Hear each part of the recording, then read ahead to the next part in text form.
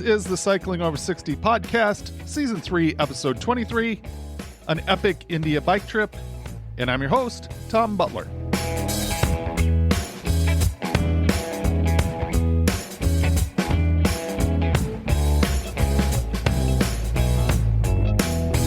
Let me first start with a reply to a question that was texted by a listener in Jacksonville, Illinois. As a reminder, you can find a link at the top of the episode description that lets you easily send me a text. The question was, why aren't recumbents considered more as a serious option to have a comfortable bike fit? The question is a good one as far as I'm concerned. And I think it just boils down to what we think of when we think about what a bicycle is. The interview that I did with Jim and Maria Parker on the February 16th, 2024 episode touched on this a little. Jim pointed out that the UCI rejected the recumbent design as an option for professional cycling competition almost a century ago. If you search UCI 1930 recumbent, you will find information on the vote. I imagine that if the vote had gone differently, recumbents would be more widely embraced today. Personally, I like riding my traditional bike, but I think the reasons we chose to get my wife, Kelly, a recumbent are very sound. It has made a world of difference for her being able to ride comfortably. That being said, I would not be surprised if I ended up riding a recumbent at some point down the line. I do think there's a lot more to think about when it comes to recumbents, as far as how our biases might get in the way of embracing what is comfortable sometimes. We're basically 3 months into 2025, so I thought I would report on my progress so far. I'm well ahead of where I need to be to make my 2025 elevation goal at this point. That is mostly because of Zwift riding. At the 6-month mark, I will evaluate this goal and maybe bump it up. I would like to find a way to sort rides on Strava and look at virtual rides separately, but I'm still working on that. For the goal of doing an average of 10 miles a day, I'm 13 miles behind on the progress for that goal. At one point, I was somewhere around 75 miles behind the goal, so 13 seems very manageable. And I don't see any reason that would cause me to modify my distance goal in the future. The final goal is upper body fitness.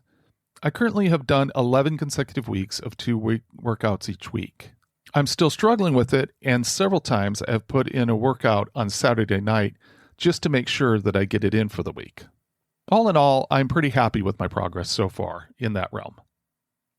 I thought I would talk about a family trip that we have coming up because I like it so much and I think other people should do it. As I have talked about several times on the podcast, I see the Olympic Discovery Trail as a one-of-a-kind bike resource. So we have planned for our first Olympic Discovery Trail trip. We're going to be staying in a yurt at Soul Duck Rainforest Retreat. It's just beside the trail, about 20 miles from Port Angeles.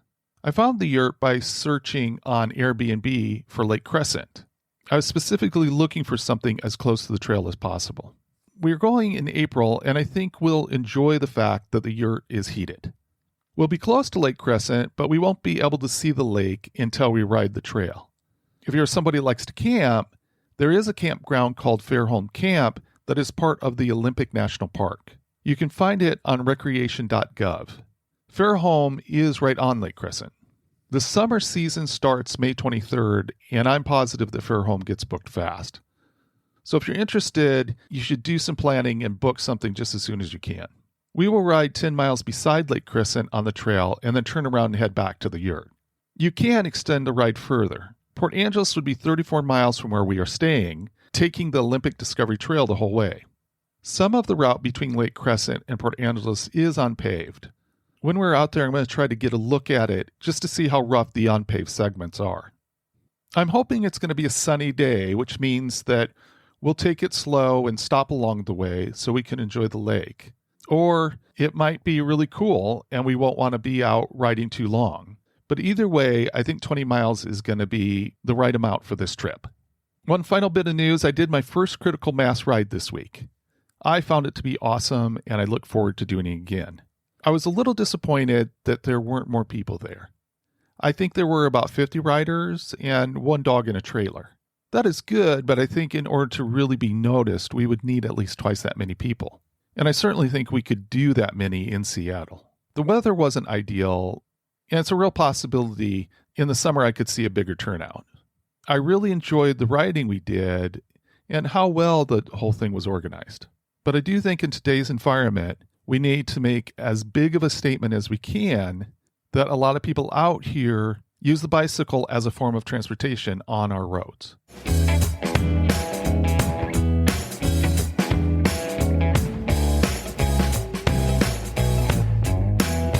I always find it exciting whenever I meet people who have embraced cycling later in life. There are so many people out there showing what is possible when you get on a bike and start pushing yourself. My guest this week is a perfect example of this. I asked Erin Eli to come on the podcast and share her cycling journey and information about a recent epic trip she did. Here is our conversation. A few months ago, I read that Erin Eli was going to do a big cycling trip in India. As soon as I saw that, I wanted to have Erin on after the trip and have her share her adventure. So thank you so much, Erin, for coming on the podcast. Oh, yeah. Thanks for having me.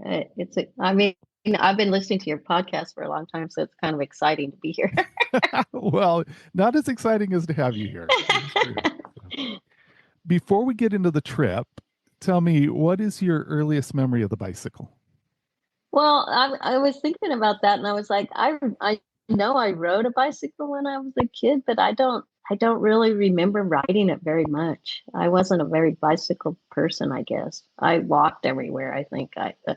So I don't really know when I rode a bike. I know I did, though. Now, you're in Oregon currently. Yeah, I live in Eugene. And is that where you grew up also? No, I grew up in Albuquerque, Okay. New Mexico. That's where I grew up. But yeah, I don't remember riding a bike much when I was a kid. Well, so at some point you took it up. Was that later on in life, or what happened there? Yeah, like this May will be 3 years of me riding. Okay. I started when I was 66 years old. I'm 69 now. What was the thing that got you going? Was there a specific thing, or? Yeah, I mean, I thought about riding, but it was where I live at the top of this huge hill. And so I've been living in this house for over 20 years. And I just never thought about riding here because the hill was an impediment for me. And then I don't know, one day I was like, I'm going to go get an e-bike. And I literally just went there. This was during COVID. So 3 years ago, that was during COVID. And I just thought, I'm going to go get a bike and start riding because it'd be nice to start moving, and so I went, I remember it was February 14th. I went down to the e-bike store and I bought this e-bike that was probably way too big for me, and they probably shouldn't have sold it to me. But there was a lot of demand for bikes and not a very big supply during COVID. So I got that bike and I just started kind of riding it back and forth to work. It wasn't like I was riding that much. And then I got online and looked up if there was any riding groups here in town, and I found a riding group. There's more than one, but I found the main riding group here. So I went to one of their rides on my what I would call my monster e-bike, and of course they're all like kitted out riding road bikes, and I'm like, oh wow, I feel like really out of place here. So how did that go? Did they kind of welcome you? Did you feel welcomed, or did you feel out of place the whole ride? No, they were totally cool about it. They're like, hey, yeah, all bikes are welcome. Well, but you can ride pedal assist e-bikes, but not the throttle ones. So like a class 2, they don't like class 2 bikes. Those are the throttle ones. Right. So if you have a class 1 or a class 3 bike, and that's what I had. It was a pedal assist. It was a nice Gazelle with a nice Bosch motor. It was a really nice bike, but it weighed like 50 pounds. I mean, and like I'm only 4 feet 8 inches tall, so I'm wrangling this huge bike around. But yeah, they were all very nice and welcoming, and I just felt kind of out of place because obviously these people are all like big time cyclers. Right. Well, I think that's fantastic and good for you for joining in. So it sounds like you've gotten a different bike since then. Is that what I'm hearing? Yeah. So I got that. Well, that was in February. So in May, which is when I say I really started cycling, I bought a used Specialized Roubaix from somebody in the group, another shorter person that was selling this fairly nice Roubaix. It was only like a year and a half old or something because she was getting a different bike. So I bought that from her, and that's what I started riding. I was riding that for a long time. And now I have like 5 bikes. In 3 years, I've already accumulated 5 bikes. That is not an unusual story, really. I think we all do that. There's always one more bike that would be good to have. Now, the Roubaix is not pedal assist. No, it's just a regular analog bike. Yeah, which is So the I bike bought, that I have too. I don't know if you've yeah, picked that yeah, up. yeah, Yeah, yeah. yeah. So I rode that for a long time, and then my bike guy, I struggle because I'm a kind of a slower rider, and so these group rides, they're set up by speed. Like you have to ride 10 to 12. You have to be able to ride 10 to 12, 13 to 15. Just so that kind of keeps the group. And I was riding a lot of 13 to 15 rides, which I could do okay. But I was struggling. I was always really I would ride for like 30 miles. I'd come home and sleep for like 3 hours. I was so wrecked from it. And eventually, I ended up buying a specialized carbon fiber road e-bike, which is like a class 3 e-bike. It has an assist up to 28 miles an hour. And that bike is awesome. I love it. I ride that bike because that allowed me to ride from my house. So before I was like taking my bike in my car down to the ride start because I live at the top of this big hill and I couldn't get up the hill. So then I started riding that. And then I was thinking about going on one of these big long tours. And you can technically take an e-bike on some of those big long tours, like the India tour, because they were staying in hotels. They said you could take an e-bike. You can't take an e-bike on an airplane because the battery's too big. Right, right. So it would just be, ridiculous to try to do that. So and then I ended up buying a specialized Diverge, which is a gravel bike. And that's what I started riding to take on this tour. Because you could put a wider tire on it, and they said you need to have a wider tire because the roads are pretty crazy in India. They're not in great condition, and we're riding a lot of uneven roads and gravel and tons of potholes and big washed out areas. And so I I got that Diverge and I started riding that. And then I thought, well, people are going to think I'm crazy. And I thought, well, maybe I should get a bike made that actually fits me because every bike that's off the rack is too big for me. Because Right. most of these bikes go down to like somebody that's 5 feet tall, and I'm 4 feet 8 inches. So I thought, maybe if I get a bike that's made to my specifications, I can ride faster and better and all this stuff. Well, I had a bike made by this bike maker in Southern Oregon. His name is Mike DeSalvo. He's pretty well known in the maker world. He's been building bikes for like 30 years or something. So I had a titanium bike made to take on this tour with me. And it's so small. It had to have 650B wheels on it. It's a mixed frame, so it's a step through, right? It's not a bar like that. It goes down. And the cockpit is really tiny compared, I've been so used to riding these bigger bikes. I got the bike and I'm like, wow, I feel really crunched up on this bike. What did I just do? Never satisfied, one bike over there. But I got the bike in December and I left on the tour in January, and I really didn't ride it enough before I left. I should have had more riding time on it, but it worked out fine. It was mechanically beautiful for the trip because Nice. there's so much rough riding, and it worked out great. It was good. So talk to me about how the thought to write in India came about. Well, India's a place I've been wanting to go for a long time, and I just wasn't really sure how I was going to do it because my husband didn't really have any interest in going to India, and I thought since I started writing, it's. I mean, I feel like when I go on a vacation now, I want to be more active. You just feel better when you're moving around. So I thought, well, this be maybe a cool place to go on a cycling tour. And I think I was somewhat naive about it because I didn't realize how hard the riding would be. It was pretty challenging riding for me. So that's it. I just thought, well, this would be cool. This sounds neat. Well, one of the people in that riding group that's here in town, she had gone on a trip with this same tour company, and she gave us a presentation on her trip. So I looked up this tour company and they had a trip to India. And so I thought, wow, this would be really cool. And maybe I'll sign up for that trip to India. And I did. Okay. When you signed up, you didn't have anybody you were going with, or did you have someone you knew that you were going with? Well, at first I didn't have anyone, and then there was another person here in town that rides with the group. She decided she wanted to go on the trip, and I was kind of surprised by it, but I thought, well, okay, cool. Well, she's 79, and she's a badass rider. She is so strong. She's much stronger rider than I am. So she ended up coming with me, and I helped her basically get organized for the trip and helped her with all the technical stuff of downloading the apps and getting all the rides and everything. Yeah, I helped her buy her airline ticket, and I kind of helped her with all the technical stuff.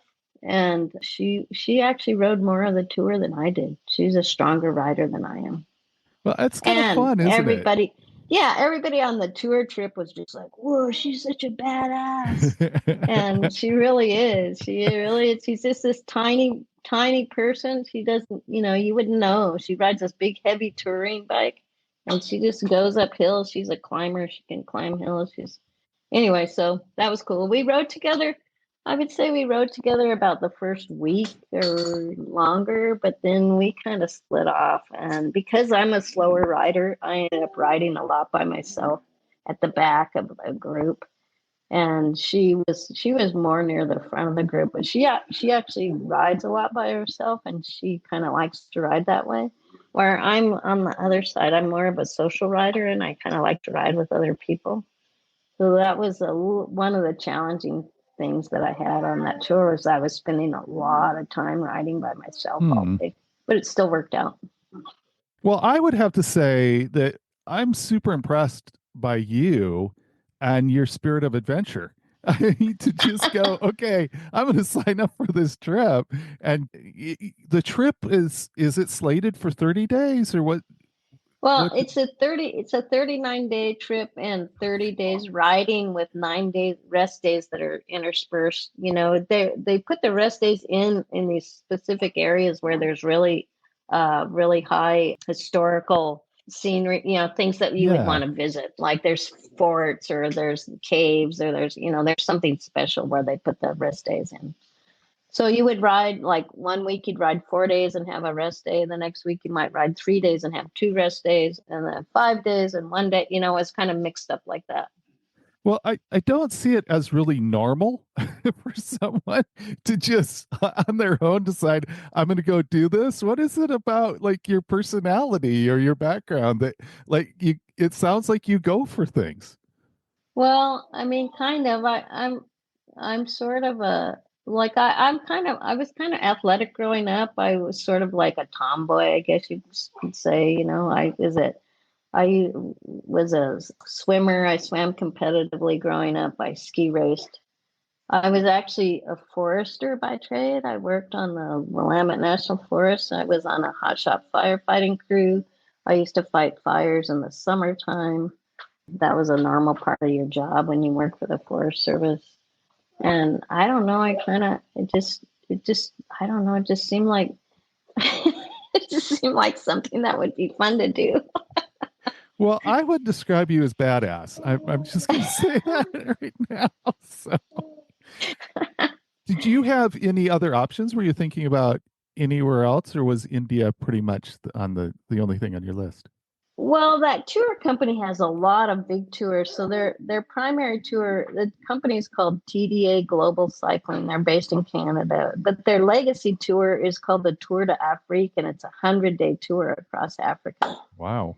That would be I mean, I know that would be just way too much for me. It's a really tough tour, that one. They camp like 90 out of 100 days on that trip. So mine trip was a hotel trip. But there was actually another tour that they had that I signed up for like about a year after I started cycling. It was going to Vietnam, Laos, and Thailand because I've always wanted to go to Vietnam and Thailand. Those are two places. And as the tour started getting closer and closer, I was like freaking out. And I was so nervous about it. I was just like agonizing over, I'm not going to be able to ride. It's going to be too hard. I don't think I can do it. And so I didn't go. I canceled out of it. So it gave me more time to ride more, to get more confidence in my riding.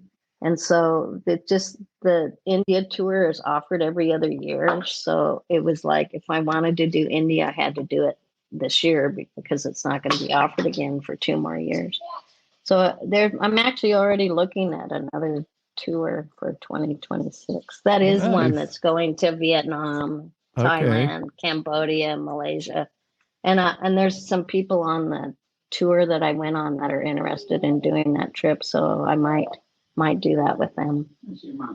Well, I am hoping to interview someone next week who rode around Taiwan. Oh, okay. Did the entire trip around Taiwan. I guess it's kind of a big deal there. It's kind of a rite of passage or whatever there. And so that just sounds like a super interesting trip as well. Yeah. So, I mean, these trips are all supported, the one that I did. So it's like, if you don't want to ride or you can't ride, you can get in the support band. So you have choices if you don't want to ride or if it's too difficult or, it's not working out.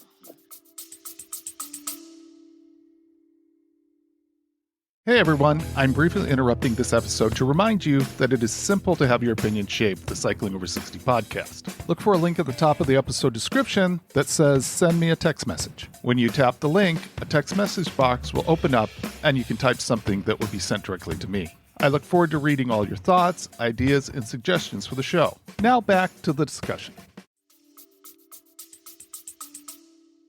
So now, did you feel that if you could go back, you would change your training a lot before this trip? What do you think about that?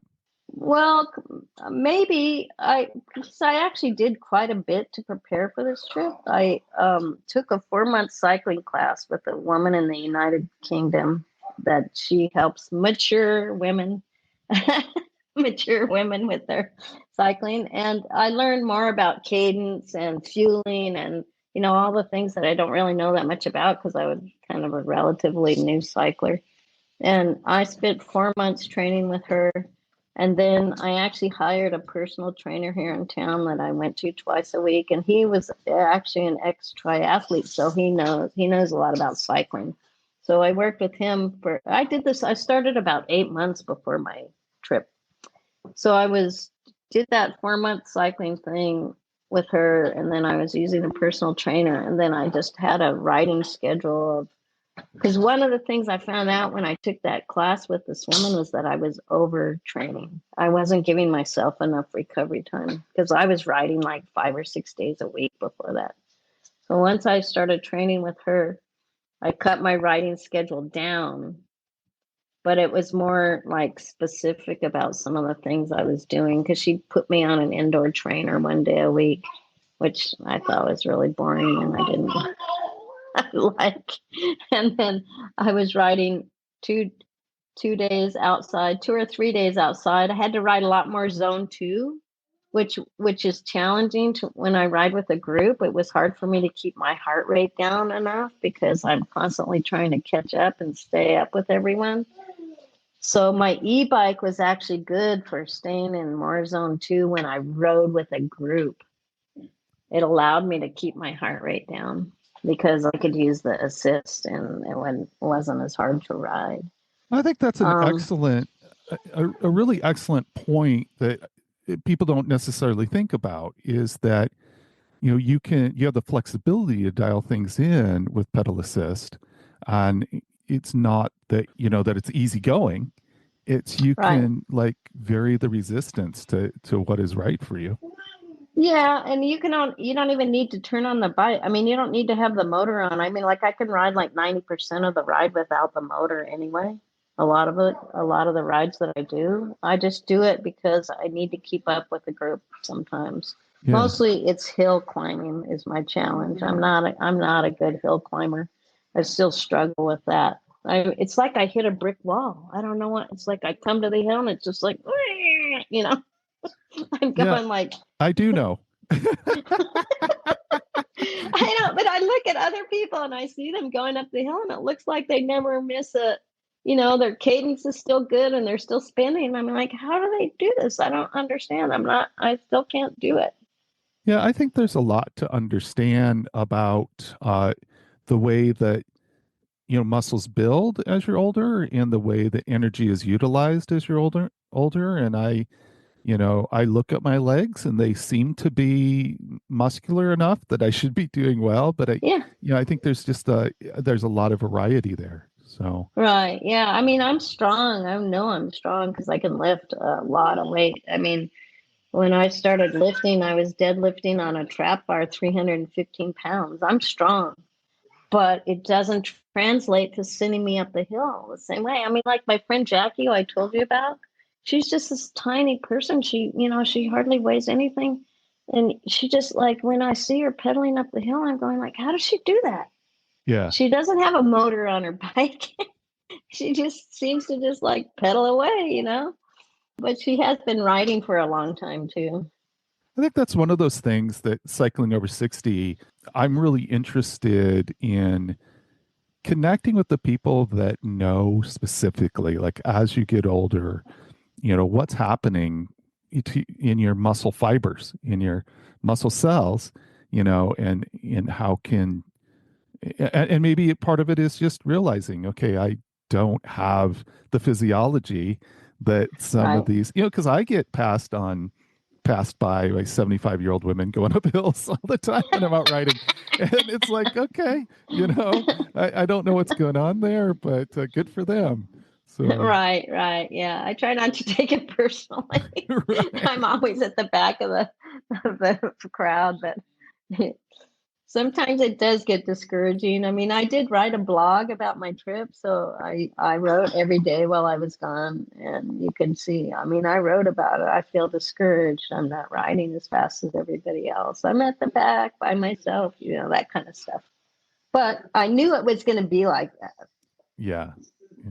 Well, and I will put a link to your blog, um, because I think that anybody that be interested in that trip, there's just so much there. And I think you did a very good job at making a diary about that trip. Right, right, yeah. I mean, it was kind of good. I was fun to have that because I could go back and look at it and go, oh wow, yeah, it's kind of nice to have it as a remembrance. Yeah, for sure. Yeah. Can you talk a bit about logistics? How did you find it as far as, getting your bike there, picking it up, just kind of the mechanics of having your bike there to ride?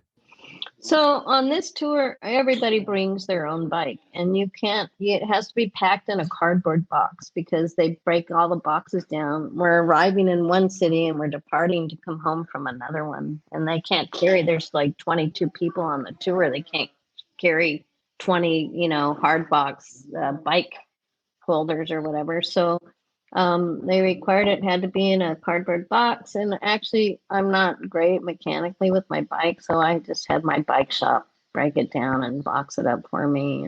And then it's pretty easy to take your bike on the plane. It's pretty seamless. I was um, surprised how easy it was actually because we flew out of the Portland International Airport, and they just recently remodeled that place, and it was just like we just checked in and they took our bikes and it was super easy. And we were a little bit worried about it when we got to India. We weren't sure if they were gonna make us pay customs or do anything crazy like that, but no, it was fine. We got our bikes, picked them up. They were all in great condition. And so the tour company, when you get there, we flew to New Delhi a couple of days ahead of when the tour started so that we had time to acclimate, kind of, get our feet on the ground and stuff. And then the tour company actually had a transport from New Delhi to Agra, which is where the tour actually started. The Agra is where the Taj Mahal is, and it was like a couple hours bus ride away or something. So they actually transported us and all our bikes to Agra.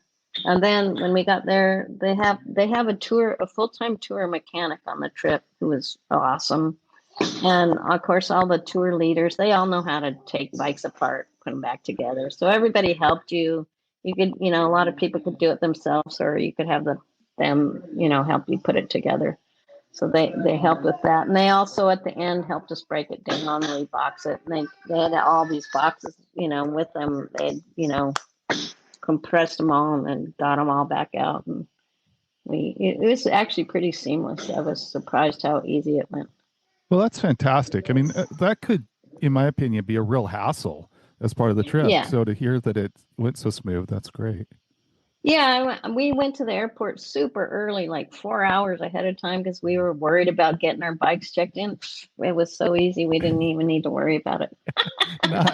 Nice. Now, how about accommodations? How like lodging? Was that totally figured out, or were you just kind of when you showed up, you found out what was going on, or had you pretty Well, much read about all that? yeah, they have all the lodging, but they don't tell you what it is until you're actually on the tour. So they send out, which I guess I didn't realize it. They send out the rides because we use Ride with GPS on a smartphone. So I had a quad lock on my bike with my smartphone. And I had downloaded all the rides before so that you don't need any cell service or anything to get the rides loaded in your. So on the rides at the end of each ride day, they had the hotel listed, but I didn't realize that because I didn't actually really look at that stuff. So they did kind of tell us ahead of time, but not directly, right? So, but they did have all the hotels already booked for us, and that was all set up, so we didn't really have to worry about that. And there was really I would say there was a real variation in the quality of the hotels, though. Some of them were very nice, and some of them were not nice at all. Okay. I think in the more rural parts of India, it was harder to get nicer hotels. Some of them were pretty sketchy, but for the most part, everything worked. The toilet, the shower, the stuff you needed, the bed was there. It's not like you're sitting around in your room, right? You're riding your bike all day anyway. And so you don't spend a lot of time in your room. And when we had like rest days in nicer places, we usually had nicer hotels, when we were on our rest days, because you were spending more time around the hotel and stuff. But I think they try to they're not like, 5-star hotels, but the nicer ones are, 3 or 4-star hotels. And the other ones are kind of like 2-star, maybe. I don't know. But I think they didn't have a lot of control over the rural parts of India because there's limited hotels in those areas. Well, I guess that's one of the messages about the ride is that you're going to be seeing a lot of different places. And so if Yeah. you do that, you got to expect that in some of those places, the accommodations are not going to be, excellent, but you're going to get by. Yeah, and that's basically what they said in the tour notes for the tour, be prepared to not have, the nicest place, but you'll have the basic stuff that you need. And we always did have that. You talked about having curiosity about India for some time, and I'm thinking that's because you see it as a place that's got a different culture than what you're normally in. Did you find that you were able to experience the cultural differences on the trip? Yeah, somewhat. I mean, like I got into this thing where I didn't want to stop a lot because I didn't want to get too far behind. So some people actually spent more time stopping on the side of the road and talking to people than I did. They met people, went into their houses for tea and stuff like that. I didn't actually do any of that because I was riding by myself and I was feeling like I didn't want to get too far behind everybody. So I just kind of kept moving along. But I did see lots of stuff on the roadside. We'd go through these little villages and you'd hear all this blaring music when you're coming up, and they'd be like outside a wedding. Like all these people would be outside and they'd be dancing, and there would be all this music. And I mean, and really, I could have stopped at some of those places because some people did do that. and they pulled them in, and they were in there dancing, and they were doing all kinds of stuff. And so, like, it's pretty cool that way. I mean, it was just my own personal thing that I didn't participate in as much of that stuff as some of the other people did. When I was with some other people, I did do some roadside stops, like at the Coke, they call them Coke stops, where you could stop and talk to people that own the shop. And then usually when people, when we stopped anywhere, everybody was super curious, especially when you're riding through these rural parts of India, because they're just not going to see a bunch of people riding around on bikes and bike kits. It's pretty unusual. And they are all very curious. And as soon as you stop, you just be surrounded by people. And they were all, looking at your bike and touching stuff and talking, asking you questions. And, so that part was fun. I did experience that some also.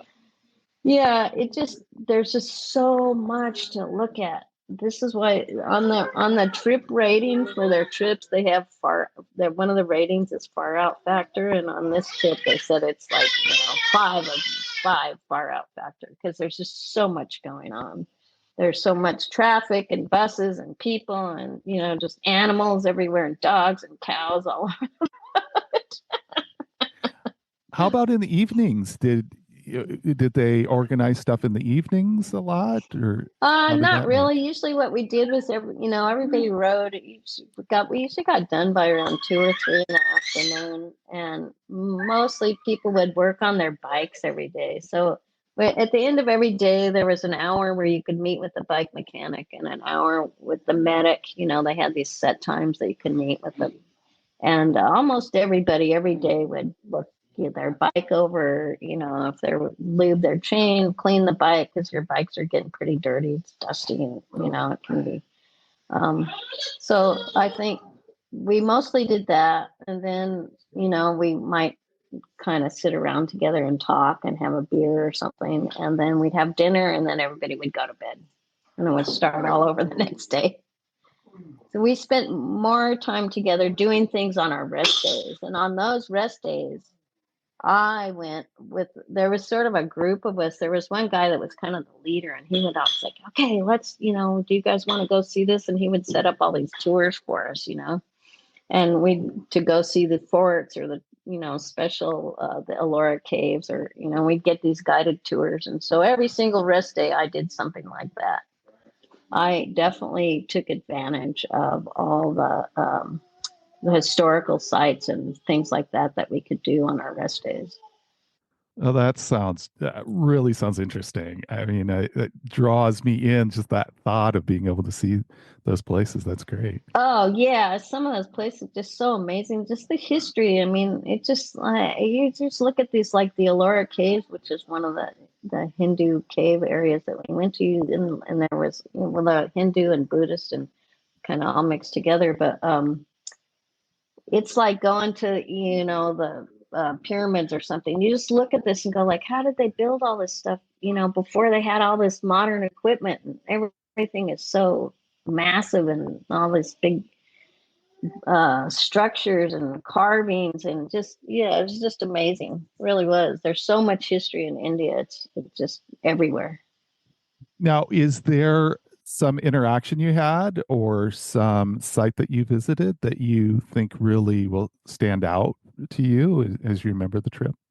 Well, for me, the Taj Mahal, which is where the tour started, that was always a place that I wanted to see, and it feels kind of magical when you see it. It just kind of has this aura around it when you're there. We went in the early morning, right when it opened, and so there was just kind of like this hue of pink and the blue in the air, and um, it's the white marble of this building, and it just stands out. So that was really cool. That was kind of one thing that I really wanted to see, and I really thought it was worth worth going to. And then the Ellora caves, that was the other place that I thought was really cool. And but there's so much these old, like, forts that the Moguls, the palaces, they're just so elaborate and so full of stained glass and all these painted elaborate paintings, and it was just really cool to see all that. And then, you still have that thought of going like, it's like the kings and queens, and you go like, all the peasants are barely surviving, and these guys are living in these things. So you kind of have mixed feelings about this, Yeah. seeing that and appreciating it, while at the same time realizing that, all these the majority of the population is not living that way. It sounded like from some of the things that I read, and I followed your trip on Strava, it sounded like you had some real challenging parts of it.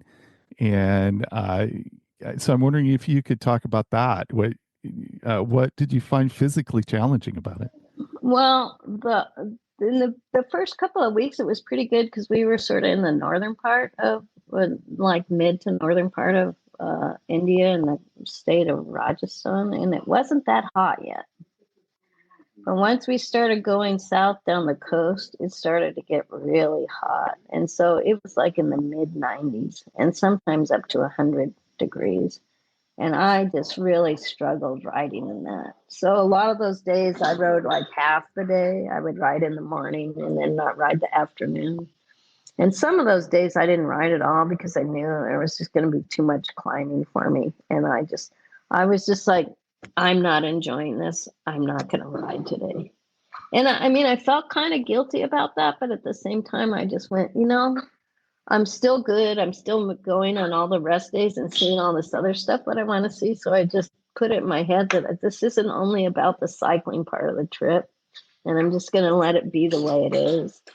And so that I had, kind of come to grips with that, because some of these tours, I know I've heard this thing they call it EFI, which means every effing inch, like you ride every inch of the tour. So Right. there are some people that do that. Although on this group didn't seem to be that driven for that kind of stuff, which was good. I felt like the group was really good. But yeah, those hot days with the high humidity, that was really challenging. Oh, well, there were quite a few people that chose not to ride some of those days, or chose to ride just half of those days, or actually had to quit, after lunch, just because it was challenging. Well, I think it's a super healthy perspective, to go in and say, I am not going to do myself in. I'm here to have an experience, and I can kind of see my limitations, and it's good for me uh, to keep that in perspective. Yeah. Yeah, it was good for the most part. It was good. I think I rode the tour was 30 riding days, and I think I rode like 23, 24 days out of the 30. That's Some awesome. of those days we were sick though, because we all got food poisoning. Oh no. So there, there was definitely like a 2 or 3 day period where people were not feeling so great. Then some people just had kind of gut issues sort of off and on during the tour. So there's also that. I didn't have too much of that, just at that one little section where everybody got sick. So was that a restaurant that people ate at, or what? Well, What we was were that? we thought it was from one of the hotels that we stayed at. It was like the second night that we were at this hotel. Were we there for 2 nights? Yeah, we were there for 2 nights because it was a rest day hotel. So on a rest day, you're there at the end of the ride, and then you're there rest day. So you stay at the same place for 2 nights in a row. Usually you're moving, like every night you're at a different place. And it was after that place that everybody was sick. So we're just assuming that it was from the food there. Yeah. Now, how about the food in general? Did you like the food? Was that part of the experience that got experience a lot of different food? How was that? Well, I did I did at the beginning. At the beginning, it was like, yeah, Indian food, this is really good. But then after a while, it was kind of like, oh no, more Indian food, which I didn't expect. There's like definitely two guys that just loved Indian food, and they were just, happy about eating Indian food all the time. And we did have a lot of the same foods because at night they would serve us off a buffet, so we had a selection of things, but a selection of a lot of the same kinds of food every night. There's dal, there's butter chicken, there's I'm not great, I don't know the names of all the things, but very similar, vegetables, rice, a protein, but a lot of curries, and a lot of it tastes sort of similar after a while. Maybe it would have been different if we were all ordering separately off a menu, but that's just how the tour was set up. And then, on our rest days, we could go out and eat a little bit differently. But by the end of the tour, I would say the last week, I was just like, I cannot eat this Indian food anymore. I was living on soup and French fries and beer. Well, I think and chai tea and coffee. I lost 22 pounds on this tour. Wow. Wow. That's amazing. Well, and other people somebody lost 27 pounds on the tour. Okay. So I was like, well, if you need to lose weight, go on a tour. Right. Well, I think that you go on a tour where you get tired of the food after a while, and then you're still cycling. It did make it a little bit challenging to fuel your ride. But for the lunches, the tour company fed us our lunches, and those were always the best meals of the day. Everybody was like, I got to make it to lunch so I can eat from the tour company's tour van. That's interesting. Snacks and stuff, did you have that provided? Did you buy those yourself? Well, they did. They had at the lunch stop, they had stuff, but most of us were eating a lot of bananas. The bananas seem to be the main fuel for fueling your rides. And then, the Coke stops is what they call them, Coke stops. If you could, people would stop for drinks, cold water, chai tea, or get a Coke, or buy something on the roadside. Now, did you find the countryside, the landscapes? You talked about cycling some by the ocean. Did you find the landscapes to be awesome? They were in, I mean, they were, I think the first part of the tour I liked better. There seemed to be more diversity in the landscape, but it was wintertime there. So there wasn't we went through areas where there's no leaves on the trees and it looked kind of barren. But then we would go through these areas where there's huge agricultural fields of all kinds of wheat and corn and mustard seed and cotton. India is a very big cotton growing country. And so, yeah, it was variable. And the ocean part was nice. Sometimes you couldn't really see the ocean because that's really hilly, that part, riding down the ocean. But yeah, there's a lot of good landscape, and some, a couple of days where it was just kind of like, I just need to ride and get this over with, because it was like kind of not that interesting. But there was only actually a couple of days like that. Now, you did take pictures for your blog and also posted on Strava. I'm wondering if you have an image or a couple images that really capture your trip, that are like things that you're really happy that you captured an image of. Well, the Taj Mahal, that was really my highlight. That Taj Mahal was my highlight. And then we crossed the Tropic of Cancer. Yeah, and I took a picture there with with a bike mechanic was with me, and that was one of the pictures that I thought was kind of cool, because picture going across there. But there, then a lot of the Ellora caves, those were some other pictures that were really cool, I thought. But yeah. Do you think you'll ever do that trip again? I don't think so. I don't think I would want to do that trip again, only because there's so many other places I still want to go. So I don't think I would do it again. I'm glad I did it though, but I don't think I would do it again. They actually do have another trip to India that they do that's more in the southern part, called the tea something. It's in the more tea growing regions. And then they go to Sri Lanka, and which Sri Lanka is actually supposed to be really nice. I just want to, I think I've had my India fill for now, and I want to try some other place. So someone like you who, before this trip, again, you were curious about India, you wanted to go to India. Do you feel like that was a good way to really get to experience India? Yes, definitely. Knowing, more about traveling, I've done trips where you're just traveling in a bus and getting out and walking around and getting back in. And you just get to really see more stuff when you're riding your bike down the road. And you can, you just notice more things, the smells, there's a lot of smells in India. So you really get the full gamut of all this stuff when you're riding your bike down the road.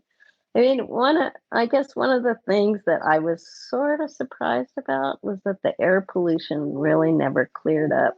No matter where we went, it was polluted everywhere. And I was kind of surprised by that, actually. I thought maybe when you got out of the bigger cities, the air quality would get better, but it was pretty kind of crummy most of the trip, except it was a little bit better once we got way, south on the coast. But it was hazy. It was hazy from air pollution everywhere. So you don't get like, in the Pacific Northwest, you can get these great big vistas with beautiful blue sky and stuff. You just never got that. You never got that same, I would go, oh, we'd be riding down this, big gorge or something, and it would, it was just a cool, beautiful vista, but the air was all hazy, and so that part was a little bit not. I did not expect that. So if you ran into somebody and they said, hey, we're planning on doing this 30-day trip, 39-day trip in India, and you're like, I went on that trip, and they said, well, what are some of the main things that you would recommend to get the most out of that trip? What would you say? Well, you just have to be prepared to ride rough roads, not have clean air, be able to ride in traffic. There's a lot of riding in traffic on this trip. There's a lot of riding in traffic, and you definitely need to be prepared for that. Although, surprisingly enough, I almost felt safer riding in India than I do here, even with all the traffic. So, I mean, some people cannot ride in a lot of traffic, and it's noisy. It's very noisy because they're honking their horns all the time because they honk their horns to tell you where they are, not to get you out of the way. It's just like a sign of, hey, I'm on your side, I'm behind you, I'm this. But so you ride through areas that are just full. It's like you see it on the movies. There's just like zoom, zoom, zoom, cars and motorcycles going every direction, no lines on the. You just start to go out into that, and they just ride around you because that's what they do. And they're all alert. So those are the things that you would have to be prepared for: being able to ride in traffic, knowing a little bit that the air quality is not going to be great. And I guess for me, the riding in the heat, that was a big thing. And I think I would have actually probably brought more of my own food for my fuel. I did bring my own electrolytes because I don't like to have sweetened electrolytes, and I only use the Scratch Lab that are not sweetened. So most electrolytes are sweetened, and I knew that that would be a problem for me. So I brought that, and I think if I had to do it again, if I do another trip, I would have brought more of my own food for my fueling because I like to eat real food. I don't want to drink a bunch of Cokes. I don't really like to drink a lot of sodas and stuff. Yeah. I usually eat like dried fruit, but they always had like nuts, and yeah, they usually had a lot of nuts and some dried fruit and then bananas that you could use to fuel your food. But sometimes you want more than that. Could you access fresh markets to get stuff, or was that pretty hard? You could. There was actually lots of little produce markets when you went through these villages, but unless you could clean the food with fresh water and stuff, you wouldn't want to just buy it there and eat it. At least I would not do that. I did not drink any water that didn't come out of a bottle. I didn't even use the tap water to brush my teeth. I didn't eat any fresh fruit unless it was served to us by the tour company because I knew they had washed it with their purified water. So that I think that part is kind of an individual thing. But based on all the stuff I read, it was just better not to eat that stuff unless you knew how to clean it with, you had fresh water to clean it and stuff. So if you were riding through in the day, if you stopped and bought something, you weren't going to be able to clean it properly, probably. You mentioned that you are looking at other trips to take, and so have you decided between a couple trips? Have you found a tour company that you'd like to use? Where are you in that process of planning your next trip? Well, I think I'm going to go on another trip with this company. I really like this company. They were awesome. They were great. Their tour guides were awesome. Their mechanic was amazing. Their attitude was great.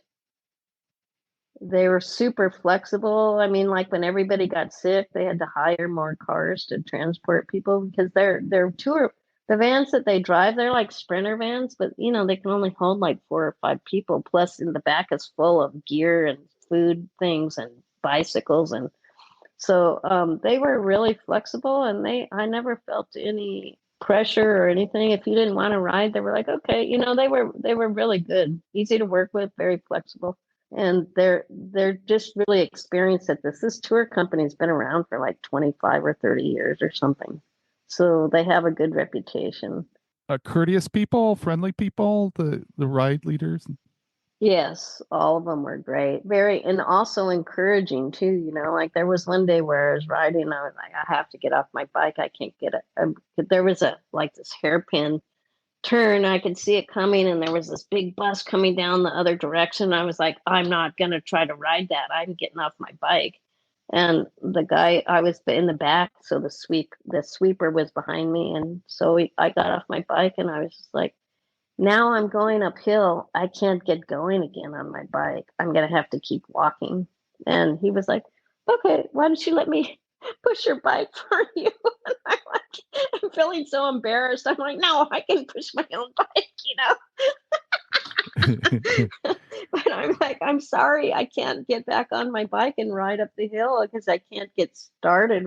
And here it wouldn't be that big of a deal because I would just go across the road and go. But there was just so much traffic and stuff. There was just, for me, too much going on that I didn't feel comfortable that I could get back on my bike and kind of crossroad up the hill to get going again.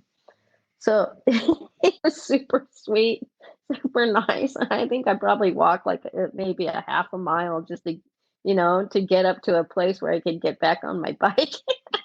and but no, they were all awesome, and the mechanic was awesome. They were all just super supportive and great people to tour with. That's cool. And Yeah, what's the name of the company?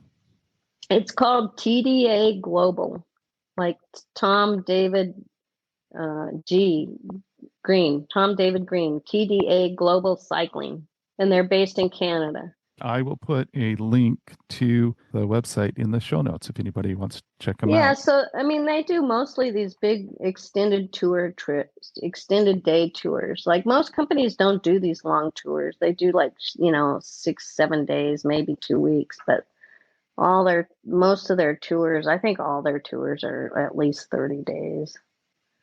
So it's for that person that really wants to like really dive in deep for a long tour. Aaron, thank you so much for being willing to do this. This was super fun, and I'm just so glad that you're willing to talk about this trip. I am super impressed. I mean, I think anybody that is, takes the initiative that you did to go out and do this and took on the challenges and put up with some of the problems with the trip. I just think that's just amazing and just such an example to other people that, get out there and do stuff. Yeah, well, I appreciate you taking the time to talk to me about it. Yeah, I mean, it's never too late to start. I'm a perfect example. I mean, I didn't start writing till I was 66, and then I was like, hey, I think I'll go to India. Yeah, just You a know? short 30 days of writing. Well, Well, I really totally believe that you have to keep moving. You just got to keep moving, and the easiest way for me to keep moving is actually to have something scheduled that I have to go and show up to do. That's why having this gears, ride group is really good for me because okay, I have to be there at 9:30 on Monday. I have to be there, and the same thing with like my personal training and all that. I'm not like a self, you know, doer. I need to have a schedule and I have to show up. Well, I'm glad you're doing that. I know that you're reaping benefits from doing that. And again, thanks so much for taking the time to do this. Yeah. Thanks for having me. Talk, Appreciate it. talk to you later. All right. Bye. Bye now.